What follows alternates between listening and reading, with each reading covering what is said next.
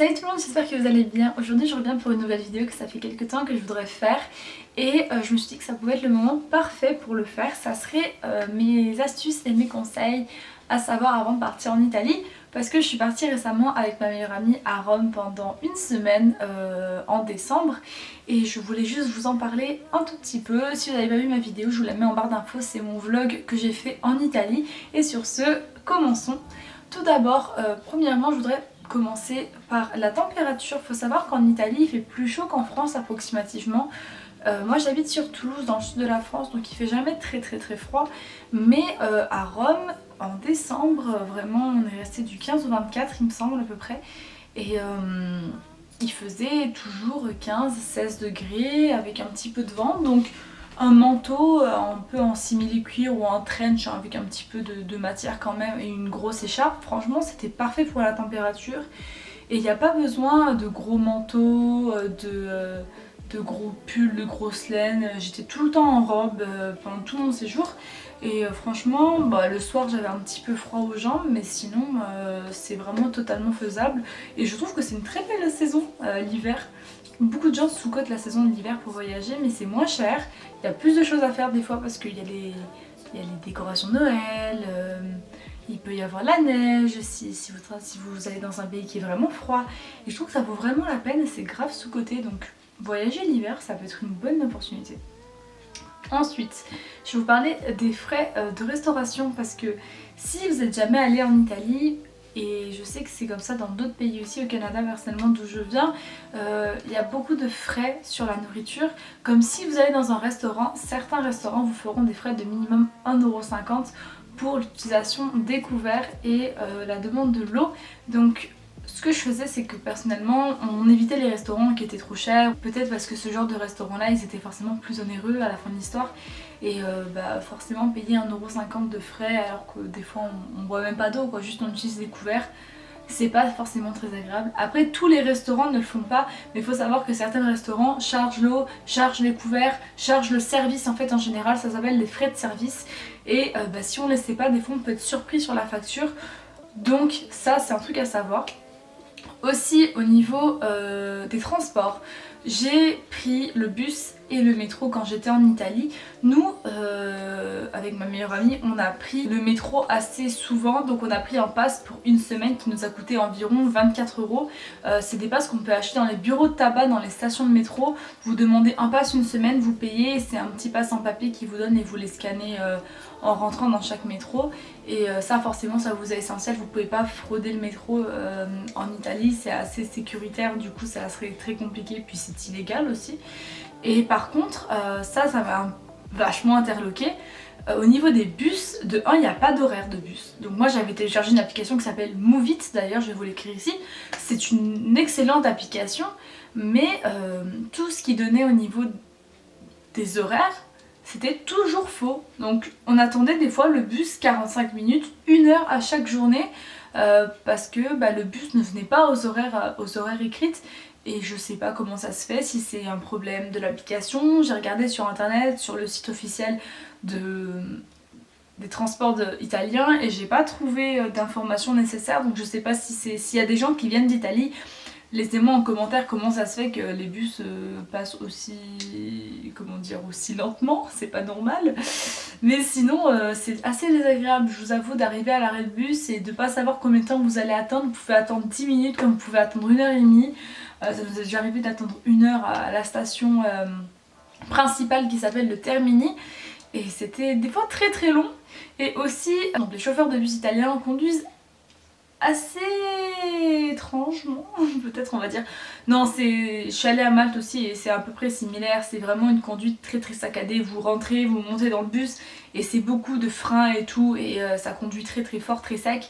Et comme c'est toujours des bus qui sont très bondés, en fait il y a peu de place, mais il y a peu de personnes qui sont assises. Il y a beaucoup de personnes âgées, d'ailleurs ça m'a étonné, beaucoup de personnes âgées qui sont debout en fait tout le trajet, et énormément de jeunes sont assis et laissent les personnes âgées debout, genre il n'y a pas de cédage de place. Ça m'a un petit peu étonné d'ailleurs comparé à la France, mais voilà. Et la première nuit que moi je suis arrivée, ça a été particulier quand même. On est monté dans le bus il était comme ça sur les routes sinueuses, on était en mode ok, les arrêts ils étaient même pas écrits, donc en fait il faut que faut que vous ayez prévu votre trajet, il faut que vous sachiez la station où vous vous arrêtiez, parce que sinon c'est assez compliqué. Voilà, si vous n'avez pas internet, ça peut être assez compliqué. C'est pour ça que moi j'ai beaucoup aimé l'application Move It. C'est pas une vidéo en partenariat avec Move It, absolument pas.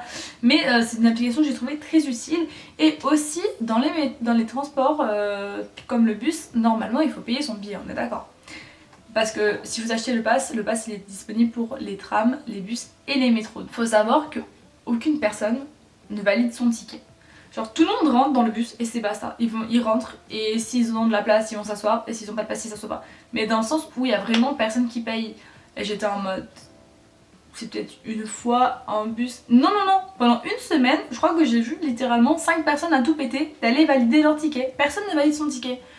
Donc ça je sais pas si c'est de la fraude ou si on est censé ne pas payer. Il me semble qu'il faut normalement payer environ 1-2 euros. Je sais pas, j'ai pas vraiment compris, ça c'est un truc qui m'a marqué, donc je voulais le signaler parce que je sais pas les situations que les Italiens ne payent pas leur bus. Voilà, il fallait que je le dise. Ensuite au niveau de l'hôtel, moi j'ai logé dans le Colony Hotel à Rome. C'est vraiment franchement un super bon hôtel, je tiens à le souligner parce que j'ai vu qu'il avait plusieurs avis négatifs dans le sens où j'ai réservé sur Expedia et je suis allée voir sur les avis sur TripAdvisor et Booking et en fait TripAdvisor les avis étaient horrible, genre il était noté 2,5 sur 5 et sur TripAdvisor et sur Booking il était noté genre 4,5 sur 5. Donc méfiez-vous en fait au niveau des avis parce que forcément bah, c'est pas très concordant. Quand c'est noté 4 et quand c'est noté 2 bah forcément c'est vrai que c'est un petit peu bizarre. Donc j'ai pas vraiment compris pourquoi, mais honnêtement si vous hésitez à loger au Colony Hotel je vous le conseille vivement. Le personnel est accueillant de fou, les chambres sont super jolies, c'est un petit peu vintage. Vous avez un toit, donc vous pouvez aller voir un exemple le sunset ou le sunrise sur le toit. Vous avez un grand balcon, les lits sont agréables, sont confortables, on a un coffre-fort, on a un frigo et c'est pas les trucs pour lesquels j'ai payé. Par contre vous avez des frais de 24 euros pour une semaine, voilà, donc il y a pire mais c'est pas non plus hyper idéal. Mais franchement sinon c'est un super bon hôtel. Si vous décidez de loger là-bas, c'est à l'arrêt, c'est à côté de l'arrêt Villa Severini. Ouais voilà c'est ça. Et c'est sur le bus 223, la Giustiana. Donc je vais vous l'avoir écrit sur l'écran. C'est vraiment un bus qui vous emmène là-bas. Donc vous n'avez pas de métro ou quoi que ce soit. Donc en fait il faut prendre le métro jusqu'à la station Termini. La station Termini si vous voulez c'est un peu la station où il y a tout qui se croise quoi. C'est vraiment l'intersection de tout.